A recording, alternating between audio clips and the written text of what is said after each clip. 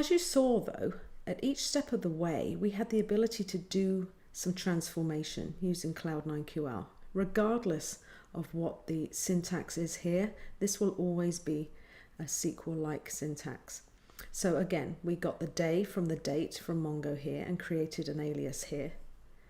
We didn't do anything here particularly, but what we've got here is the ability to do a final tidy up of all of the data that we've got regardless of data source. So what I'm going to do here is I'm going to select everything I've got so far. And then I'm going to do a case statement. I'm going to say, for example, case when the value of opened emails is greater than, say, 10,000.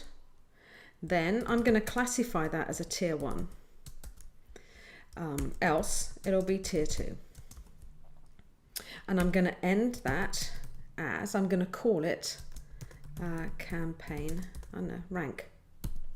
So I'm literally creating a new field using Cloud9QL called campaign rank, where I'm basically ranking my emails based upon how many were opened. They're either going to be tier 1 or tier 2. What I'm also going to do is something else. I'm going to maybe create another field that concatenates two of the fields we have together to create yet another field that could be used downstream, potentially to join to another data set or for visualization. So I'm going to do a concatenation. I'm going to take that day field that we created earlier up here, and I'm going to use that concat day, and I'm going to concat it with a dash, and then I'm going to concat it with the campaign name, if I can spell it properly, and then I'm going to put a colon in there, and then I'm going to put the number of clicks. And I'm going to call that summary, for example. Let me do that.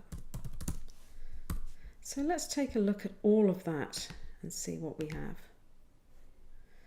Okay, so this is coming from Mongo. This is Cloud9QL stripped out the day value from the date here. There's our state from MySQL. Here's the new derived campaign ranking based upon number of opens, I think. And then here's that new summary field, which we made up. We concatenated the day with the campaign name and the click value.